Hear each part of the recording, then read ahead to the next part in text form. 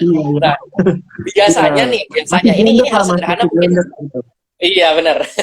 Iya. Jadi biasanya nih Mas Haji, biasanya kalau kita WFO, Betul, betul. ya pastilah ya akan Hmm. kepikir untuk ngopi gitu ya. Jajan, Setiap habis betul makan Mas. siang Jajan. pasti akan ngopi gitu Iya, ya, biar biar biar betul, melek betul. gitu ya, biar nggak ngantuk gitu kan. Iya. Pasti akan ngopi. Nah, kita bisa mulai hal sederhana seperti, oh dulu dengan gaji saya yang naik sekian, tapi inflasinya masih normal-normal aja, saya masih ke cover tuh beli kopi di kafe.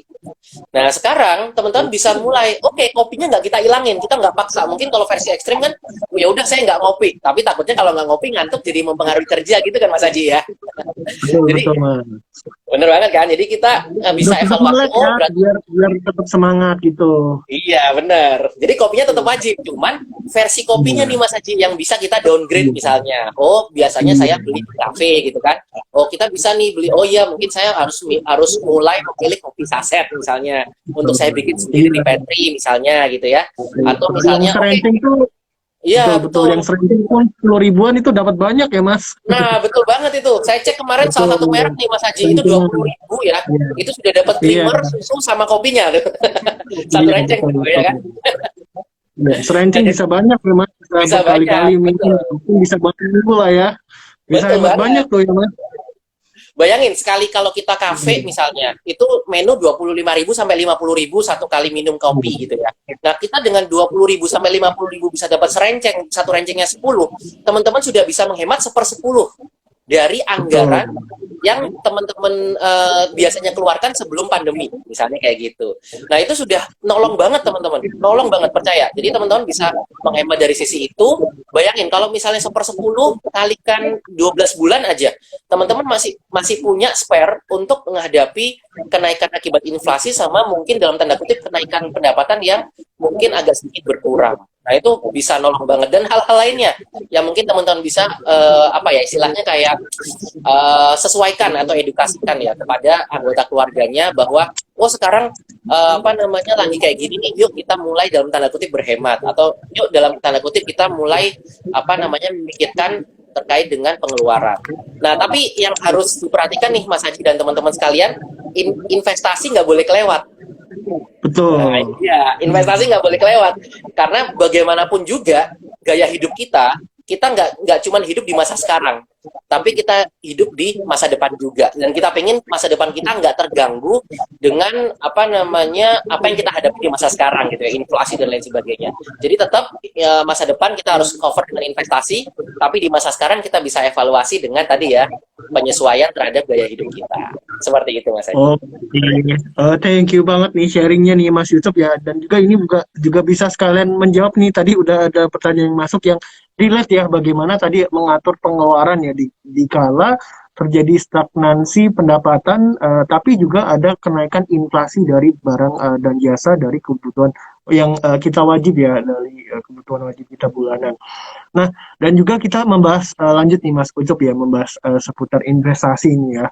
Nah, kira-kira di kala menghadapi ya kondisi stagflasi ini ya, apa sih action apa nih yang harus kita lakukan tadi ya supaya kita bisa paling nggak mungkin mengupgrade ya pendapatan kita, tapi juga bisa mengamankan nilai uang kita dari namanya inflasi. Nah, juga sekaligus apakah sekarang investasi aman nih teman-teman ya? Mungkin ada yang tanya, apakah mungkin investasi ikut terhambat juga ketika terjadi stagflasi dan bagaimana nih Mas untuk bijaknya ya sebagai teman-teman calon investor maupun calon investor yang ingin bisa survive nih ya di kala kondisi stagflasi saat ini Mas. Monggo Mas Oke, Yusuf. siap Mas Haji. Jadi kita akan selalu memulai aksi kita itu dari langkah kecil ya Mas Haji ya. Jadi kita selalu Betul. langkah kecil dulu, jangan keburu-buru loncat, jangan keburu-buru terbang gitu ya. Karena takutnya nanti kalau kita nggak siap kita nanti jatuh gitu ya. Jadi selalu mulai dari langkah kecil.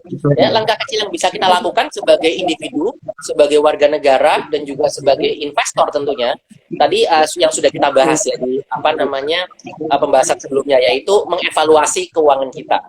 mungkin kalau dari sisi pendapatan, mungkin kita bisa saling menyemangati nih teman-teman untuk bisa mulai mencari peluang-peluang lain, seperti misalnya side hustle gitu ya, pendapatan-pendapatan sampingan ya. Dan sekarang mungkin sudah banyak ya peluangnya ya, Mas Haji ya, di e-commerce, kemudian di perdagangan baik yang online maupun offline, semuanya kita bisa lakukan. Mau jadi reseller, mau jadi dropshipper itu juga bisa ya. Apapun kita bisa lakukan untuk dalam tanda kutip menambah penghasilan selama tidak mengganggu pekerjaan utama ya. Kemudian pada saat kita ngomongin penghasilan tambahan, nanti ini juga kaitannya dengan upaya kita berikutnya yaitu investasi, karena ada bagian dari investasi ini yang juga bisa sesekali jadi pendapatan sampingan juga ya. Dalam konteks investasi nanti kita kan akan tahu ada tipe investor jangka panjang, ada seorang trader atau pedagang saham. Nah, menjadi seorang trader pun ini bisa jadi alternatif solusi ya, alternatif buat teman-teman yang mungkin mencari side hustle atau penghasilan sampingan, bisa sedikit-sedikit mendapatkan penghasilan dari sana. Nah, kemudian setelah kita mengevaluasi dari sisi pendapatan kita ya, menambah side hustle, kemungkinan dapat penghasilan tambahan, kita juga bisa melihat pengeluaran kita ya, mengevaluasi kira-kira yang bisa dikurang-kurangin apa nih gitu ya. Tadi contoh yang paling sederhana adalah meminimalisasi gaya hidup kita gitu ya. Jadi menyederhanakan apa yang biasa kita lakukan. Jadi bukan menghilangkan, karena kembali lagi itu sudah menjadi kebiasaan ya, akan sulit sekali memang, saya paham banget. Jadi kita bisa mengurangi atau menyederhanakan. Jadi contoh misalnya tadi ngopi ya, merek kopinya kayak disesuaikan gitu ya. Kemudian juga makanan, kebiasaan makan gitu ya. Bukan dari 3 kali menjadi 2 kali ya, nanti jadi kurus ya teman-teman. Tapi mungkin dari sisi pilihan. Iya benar, jadi jangan nanti malah nyalahin ya Mas Haji ya, gara-gara investasi saya jadi kurus kering nih. Wah itu nanti salah investasinya dong, enggak ya, itu kembali lagi ke kitanya soalnya. Jadi mungkin menunya mungkin ya, jadi restorannya atau kafenya atau tempat makannya mungkin yang distrategikan ya, supaya pengeluarannya bisa jadi berkurang. Kemudian transportasi juga bisa, misalnya teman-teman sudah ngitung-ngitung nih, wah kalau bagi saya misalnya nih, saya ternyata ngitung-ngitung, saya mungkin agak lama di jalan tapi lebih hemat kalau naik angkutan umum. Nah, mungkin saya bisa mempertimbangkan naik angkutan umum. Sebaliknya mungkin Mas Aji, ternyata di rumahnya Mas Aji ternyata kondisinya lebih murah naik mobil sendiri daripada naik angkutan karena harus oper berapa kali. Nah, itu silakan dievaluasi, dan nggak ada satupun strategi yang bisa menyenangkan banyak orang atau cocok dengan setiap orang, nggak bisa. Saya dan Mas Haji dan teman-teman di sini pasti punya strategi yang beda-beda dan hasilnya pun beda-beda. Jadi silakan dievaluasi kembali ke diri masing-masing. Nah, kemudian setelah kita sudah punya strategi untuk menambah pendapatan dan mengurangi pengeluaran, kita bisa alokasikan tetap ya tentunya untuk berinvestasi. Karena tadi investasi punya 2 tujuan. Yang pertama buat hidup kita di jangka panjang ya, mempersiapkan cita-cita kita di masa depan, dan juga tentunya kita bisa sebagian dari kita yang mungkin berniat, kita bisa mendapatkan side hustle dari sana, menjadi seorang trader misalnya, kecil-kecilan gitu ya, atau misalnya memanfaatkan waktu luang sambil kerja, jangan sampai ganggu kerja tapi ya, sambil kerja gitu ya, kita bisa trading gitu ya. Nah, baru kita ngomongin skala yang lebih besar nih Mas Haji. Tadi kan kita ngomong dari sisi kita gitu ya, kita bagaimana mengelola pengeluaran, pendapatan, dan mulai mengalokasikan buat investasi. Nah, sekarang kita ngomongin skala lebih besar, yaitu tempat di mana kita investasi. Kalau kita ngomongin skala besar, tadi kita ngomong saham nih. Saham kan berarti ngomongin kinerja perusahaan, karena kecenderungan perusahaan yang kinerja bagus akan diminati oleh banyak orang, sehingga kecenderungan harga sahamnya pun kemungkinan besar juga akan naik. Konsepnya kan seperti itu, karena jual beli.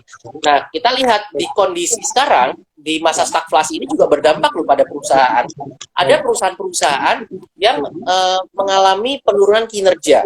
Ada perusahaan-perusahaan yang harus menyesuaikan kebijakan-kebijakannya di dalam internal, sehingga mungkin mengurangi pegawai, mengurangi produksi, menaikkan harga dari barang yang diproduksi karena kenaikan harga barang baku dan lain sebagainya. Nah, ini teman-teman bisa jadikan strategi tentunya. Pada saat teman-teman berniat untuk menjadi investor jangka panjang, teman-teman bisa evaluasi. Nah, nanti teman-teman belajar bareng sama CGS Sekuritas dan juga Bursa Efek Indonesia, bisa mempelajari yang namanya analisa fundamental. Waktu teman-teman menjadi investor saham, teman-teman bisa lihat dari fundamental perusahaannya. Apakah pada saat situasi hantu atau ambang stagflasi sekarang, itu perusahaan-perusahaannya masih survive atau enggak gitu ya. Perusahaan-perusahaan yang akan kita pilih tentunya adalah perusahaan yang bisa survive dari kondisi krisis kemarin dan juga kondisi-kondisi ekonomi yang menghantui, contoh misalnya stagflasi ini gitu ya. Jadi bagaimana perusahaan itu menyiasati, bagaimana perusahaan itu menghadapi kondisi-kondisi yang sedang turun ini. Apakah dia dari strateginya, apakah dari ragam produk yang dijual, atau memang perusahaan ini malah mendapatkan blessing nih karena situasinya pandemi atau situasi stagflasi ini justru produknya yang diuntungkan. Kan bisa terjadi ya Mas Haji ya. Dan itu bisa Betul, menjadi betul, strategi betul. nih buat teman-teman sekalian untuk memilih perusahaan-perusahaan yang seperti itu. Jadi secara fundamental.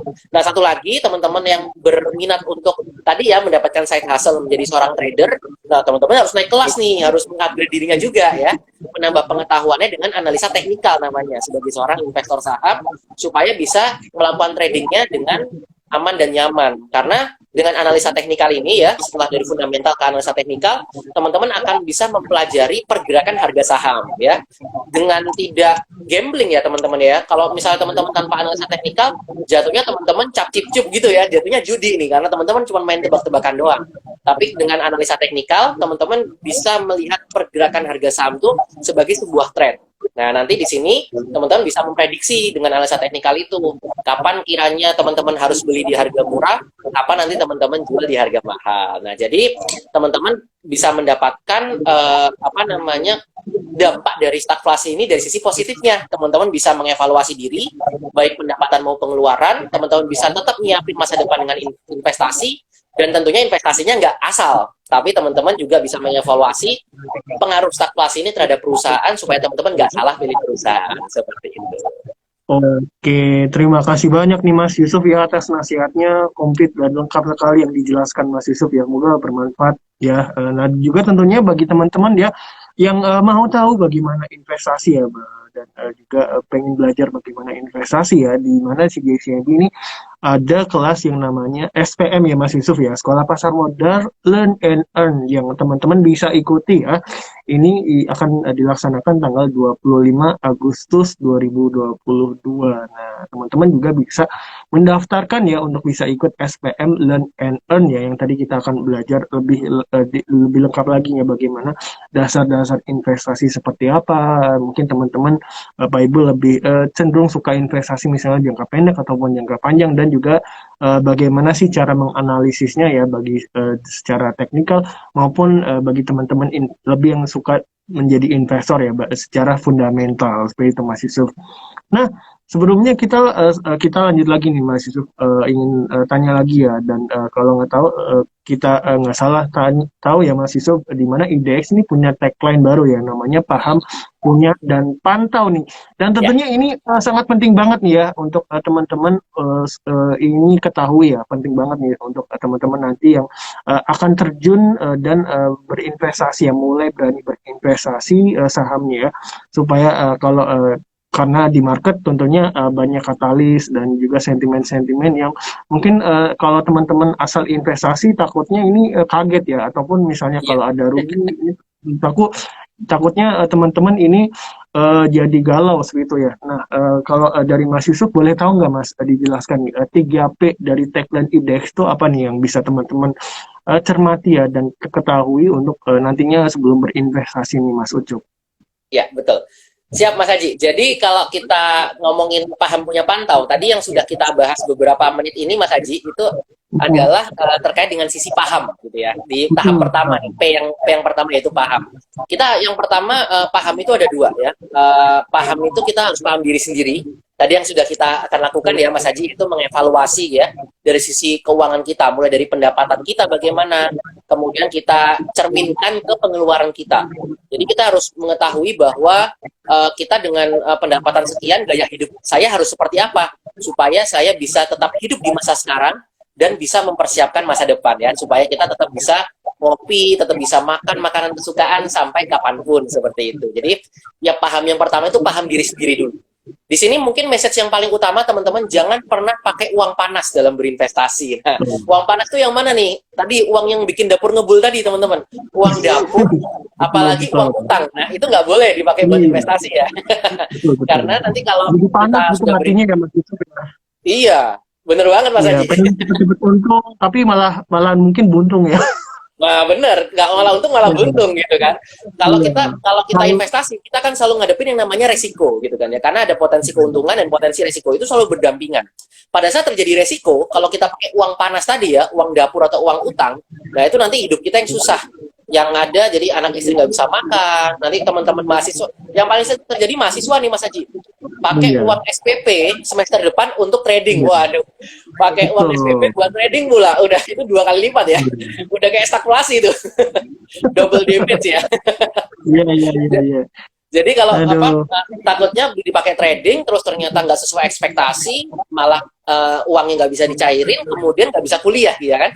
Jadi itulah kenapa nggak Betul. boleh pakai uang panas, apalagi uang utang ya, jangan sampai teman-teman. Iya, Maksudnya di sini adalah jangan. pinjam pinjam ke pinjol gitu ya, pinjam ke rentenir untuk investasi Betul. sesaat karena dijanjiin cepet kaya. Wah itu sudah jelas nggak benar teman-teman.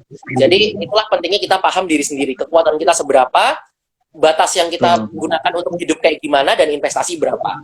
Nah, paham yang kedua adalah produknya, gitu ya. Jadi kita harus paham produk yang akan kita investasikan seperti apa. Dalam konteks saham, berarti teman-teman akan apa namanya menggunakan platform online trading yang terpercaya. Salah satunya adalah CGS IMB iTrade ya, yang nanti Betul, teman-teman betul, bisa betul. gunakan pada saat menjadi nasabah atau investor dari CGS IMB Sekuritas ya. Tentunya diawasi dan diatur oleh OJK. Kemudian juga dari sisi sahamnya yang teman-teman nanti akan investasikan kalau teman-teman pilih saham. Tadi ya teman-teman sudah kami sampaikan yang namanya analisa-analisa seperti fundamental, teknikal. Nah itu teman-teman juga bisa gunakan sebagai apa prinsip untuk bisa menyamankan teman-teman dalam berinvestasi sesuai tujuannya. Ya kalau misalnya teman-teman trading ya kebanyakan pakai teknikal gitu ya. Kalau teman-teman kebanyakan investing jangka panjang kebanyakan pakai fundamental dan sebagainya. Nah, kemudian teman-teman praktekin. Nah, ini tadi Mas Haji sudah sampaikan ya bahwa kita ada kegiatan sekolah pasar Betul. modal dan kelas-kelas pasti ya, Mas Haji ya, kelas Betul, betul, pasti Mas. Ini paham khusus untuk investasi yang nasabah. disediakan. Iya, betul. Jadi disediakan buat nasabah dari CGSMB Sekuritas khusus ya, gratis juga, dan Betul. teman-teman banyak ilmunya di sini. Nah, di sini teman-teman harus segera praktekkan ya. Jangan sampai cuma belajar doang, dapat ilmu doang, tapi nggak dipraktekin ya. Itu akan sia-sia teman-teman. Karena kalau dari pengalaman saya pribadi, 70% lah dari kemampuan kita berinvestasi itu lahir dari kita praktek, teman-teman. Jadi kita terjun langsung, tapi sambil dibekali dengan ilmu pengetahuan ya, tentunya bersama CGSMB Sekuritas dan juga Bursa Efek Indonesia ya. Di setiap bulannya kelas-kelas itu teman-teman bisa manfaatkan. Nah, baru teman-teman fase yang ketiga pantau. Jadi ini sering kenapa fase ini ada nih Mas Haji? Karena seringkali teman-teman di fase punya itu sudah merasa bahwa memilih perusahaan yang kuat banget dan mereka anggap Betul. abadi selamanya. Nah, ternyata dari riset manapun nih teman-teman, data manapun menunjukkan bahwa tidak ada perusahaan yang selamanya di atas, teman-teman. Ya Iya, seperti hidup betul. kita lah ya, Sama kayak kadang hidup di ya, atas, Mas. kadang Ya, di sama bawah kayak gitu ya. roda kehidupan ya. Kadang di atas, Betul, kadang di bawah. Gitu ya. betul banget. Jadi itulah teman-teman Iya, iya, pentingnya iya. pantau. Supaya apa? Mungkin kalau pada saat di atas kita mungkin tenang gitu ya. Tapi pada saat di bawah itu adalah waktu di mana kita sebagai investor diuji keputusan investasinya. Apakah kita mau tetap investasi di sana? Apakah kita masih yakin atau kita memang mau mundur dari perusahaan tersebut karena sudah nggak ada harapan lagi misalnya menurut teman-teman untuk investasi di sana. Kurang lebih seperti itu. Paham, punya, pantau.